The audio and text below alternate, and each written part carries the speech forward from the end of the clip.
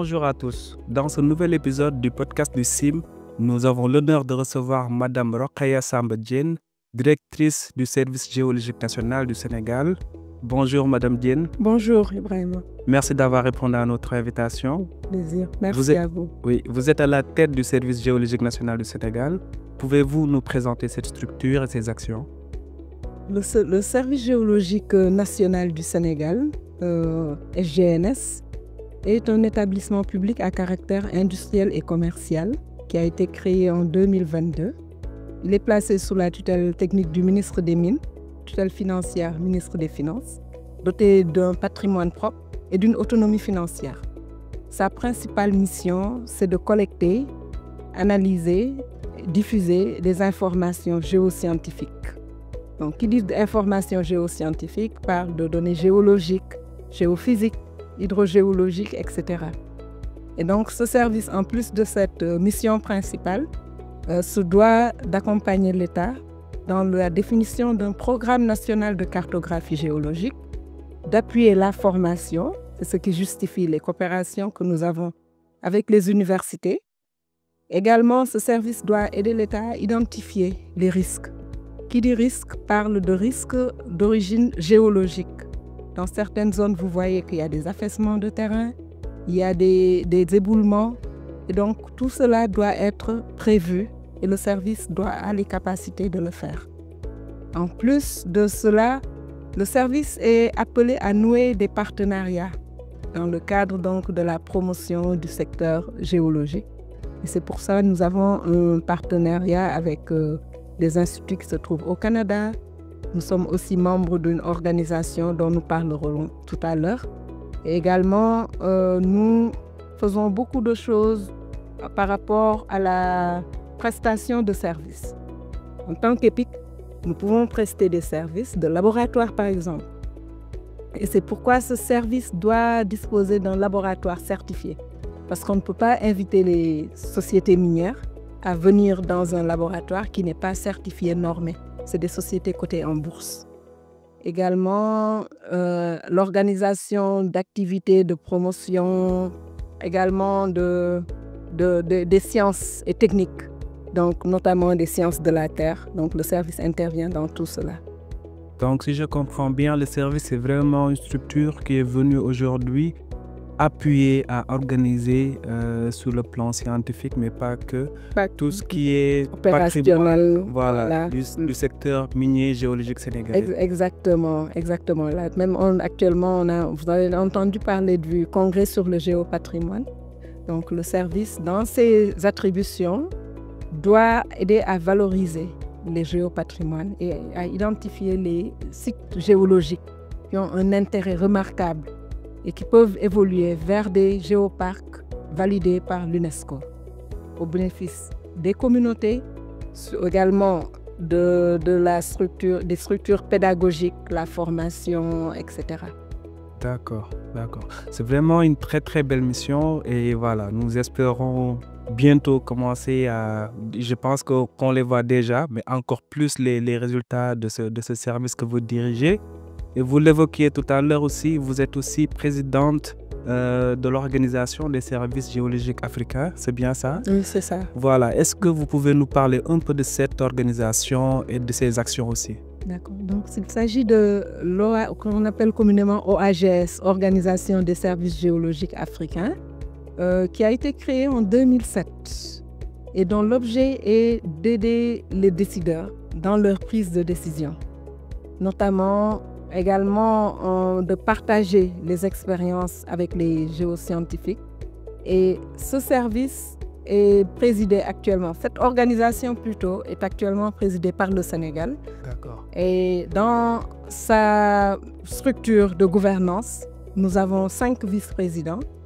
Un vice-président pour l'Afrique de l'Ouest qui se trouve être le service géologique du Burkina Faso, le BUMIGEP. Un vice-président pour l'Afrique du Nord qui est l'Algérie, un vice-président pour l'Afrique centrale, la République centrafricaine, le vice-président pour l'Afrique du Sud et la Namibie, et le vice-président pour l'Afrique de l'Est et l'Ouganda. Et donc, cette organisation est maintenant sous forme d'une ONG Et le secrétariat permanent est assuré par le Council of Geoscience d'Afrique du Sud. Et donc, nous travaillons en partenariat avec les services géologiques européens.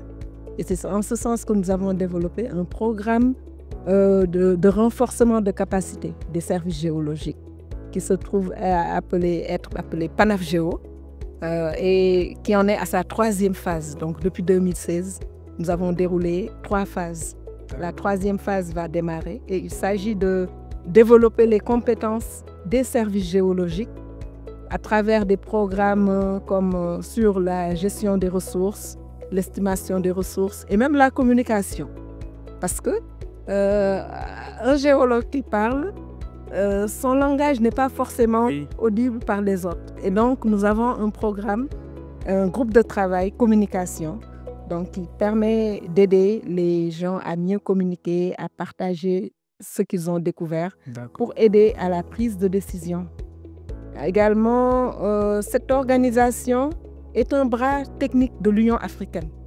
Nous avons signé un MOU avec l'Union africaine pour être reconnus comme une entité de l'Union africaine et participer à l'opérationnalisation des programmes techniques.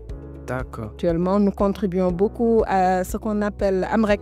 AMREC Park, c'est un système de classification des ressources minérales par des Africains. Vous savez, actuellement, quand une société veut estimer ses ressources, elle utilise les codes JOC, qui sont des codes sud-africains, canadiens. Les personnes compétentes aussi sont je peux dire, certifiées selon les normes canadiennes. Et l'Union africaine, à travers ce Centre africain de développement des ressources minérales, a développé donc, ce code PARC, ce système de classification, des modules de formation pour pouvoir définir ou désigner maintenant des personnes compétentes. Et c'est fait par des Africains qui sont dans les services géologiques. D'accord. D'accord. Très intéressant de pouvoir contribuer sur le plan continental et mettre en commun toutes les ressources qu'on a pour essayer de faire nous-mêmes et pouvoir certifier par nous-mêmes. Donc, c'est une très belle mission aussi. Et ça m'amène aujourd'hui, nous sommes dans le cadre du SIM, du Salon international des mines, et vous venez d'intervenir, je pense, d'un intéressant panel sur les initiatives des services géologiques africains. Est-ce que vous pouvez nous en dire plus sur ces initiatives? Vous savez, de plus en plus, déjà, le thème du salon, c'est les ressources minérales, un levier de souveraineté économique. Et qui parle de souveraineté économique, parle de connaissance du potentiel. Si vous ne connaissez pas votre potentiel, vous ne pouvez pas négocier vos contrats. Et donc, dans ce panel, nous avons beaucoup discuté des aspects de financement. La recherche coûte cher. Il faut investir dans la recherche pour pouvoir en tirer des bénéfices. Également, nous avons parlé des innovations, l'utilisation du spatial, des techniques de télédétection pour la détermination des ressources. Nous avons également parlé de réglementation, parce que dans certains pays, le service géologique est le bras opérationnel, le bras technique du ministère, de l'État, et dans les codes, on le précise. Toute société minière qui vient dans un pays doit faire appel au service géologique dans le cadre d'une recherche ou bien d'analyse ou de toute autre activité géoscientifique. Nous avons aussi parlé du capital humain parce que c'est le renforcement des capacités. Nous avons les ressources humaines, il faut les accompagner et il faut aussi donner des moyens aux universités pour qu'elles puissent jouer leur partition dans cette atteinte de souveraineté.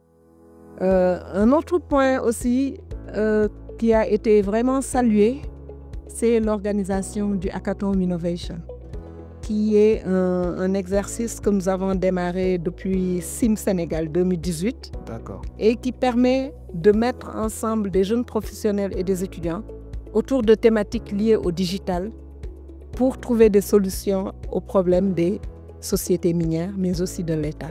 D'accord. Voilà, donc c'est vraiment ces points-là qui ont été débattus lors de ce panel. D'accord. Et nous arrivons au terme de cet intéressant échange. Et pour conclure, je vais vous demander aujourd'hui, voilà, quel message vous voulez faire passer peut-être aux décideurs, aux institutions pour mieux accompagner les services géologiques nationaux africains à mieux aujourd'hui atteindre ces objectifs. C'est un message de soutien parce que les services géologiques ont pour rôle de faire la cartographie géologique.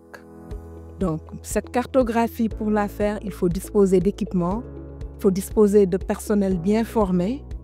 Il faut donc, tout ce que je viens de citer là, c'est lié à un seul point de financement. Donc, aidons les services géologiques dans la recherche de financement, de partenariats techniques pour permettre d'avoir une meilleure connaissance de vos potentiels. J'espère que ce sera entendu. J'espère aussi. Merci beaucoup, Madame Diène. Merci à vous. Au revoir. Merci. Au revoir.